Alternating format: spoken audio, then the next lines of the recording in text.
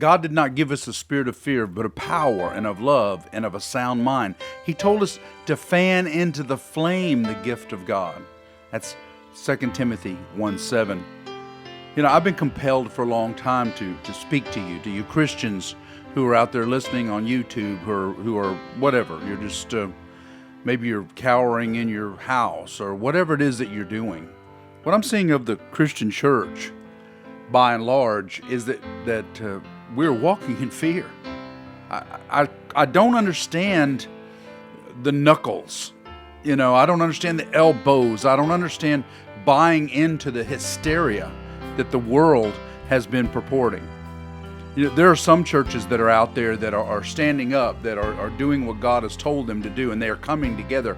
But by and large, what I am seeing of our Christians, of the Christian churches, is that they are at home cowering in the corner. They are not willing to get out and do what God has told them to do, which is spread the gospel. But in doing so, Paul said to greet each other with a holy kiss, and we won't even shake hands now. We don't want to come within 6 feet of each other. Satan is winning this battle because we are afraid. We are not filled with the power of God. We're not filled with His Spirit, or at the very least, we're not walking in His Spirit. Perhaps you might say, well, I'm filled with the Spirit. Then why are you afraid? Why are you buying into the hysteria? Why are you concerned for your life? Do you not understand that our goal, aside from the actual goal of spreading the gospel, our ultimate goal is that we live in eternity with God? That's our goal, is it not? Every Christian I ever talk to, well, I want to live in heaven. I want to live in eternity with God. I want to be in heaven. Well, most of us will have to die to get there. Okay, so that's part of what we have. Most of us will have to die to be able to get to heaven. Now, I believe in the rapture. I'm not here to talk about the pre-tribulation, post-tribulation, mid-tribulation rapture. That's a discussion for some other day. It's not for today. But I believe there will be a rapture. Whether it happens at the beginning of the tribulation or at the end, there will be a rapture. But what we are more than likely facing before we enter into heaven is death, whether it be through martyrdom or just normal everyday, getting old and dying, things happening, maybe an accident, all kinds of things. I see Christians many times as a pastor, when I talk to a Christian, maybe someone's been sick or maybe someone has died, and I say, well, how are you? And they say, well, it's better than the alternative. I'm fine. It's better than the alternative. No, it's not. It is not. The alternative is we're in eternity with God. And so why should we walk in fear, knowing that the ultimate, whatever happens to us physically, ultimately we will be walking with God through eternity. Instead, we have bought into all of the hysteria and all of the things saying staying home, and you should not worship God, and you need to make sure that you are keeping your distance from everyone. And I hear it all the time. Look, I've got an elderly mother, or I've got an elderly parent, or I've got someone sick. Well, I can't answer for you. I know I have an elderly mother, and I know I walk in the power of prayer.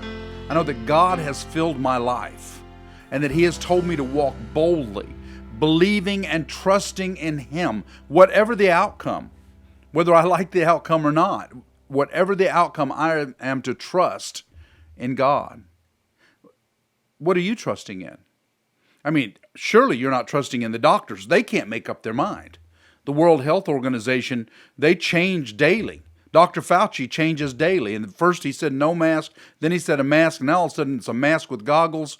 Then they were going to take away the lockdown, and now they're going to put the lockdown back in. Why would you trust in man? Why would you trust in the doctors? They don't have a clue. But God does, and He tells us to walk in power and walk without fear and spread His gospel, believing that He will sustain us until the time that He calls us home. It's that simple. It is that simple. Paul knew that he was basically indestructible until his mission was completed. Peter knew that as well. The apostles knew that. The disciples knew that. They knew that they were indestructible until Their time was up, and I am the same way. I walk in that power knowing that nothing will happen to me until God is finished with me, until I have run the race, until I have completed what He has placed me here for. And at that point, then nothing can stop me from dying. So both ways, by trusting in God, He's going to lead me so that I continue to walk.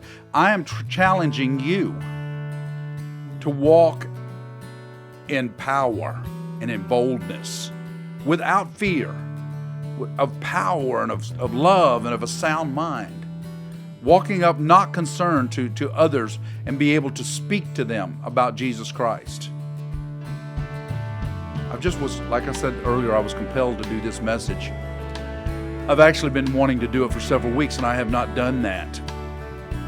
But here of late, with all of everything that is happening, I've felt even more compelled that I should share with you that we are to walk in the power of God, trusting in Him, knowing that it is by His Spirit that we live. It is by His power that we walk.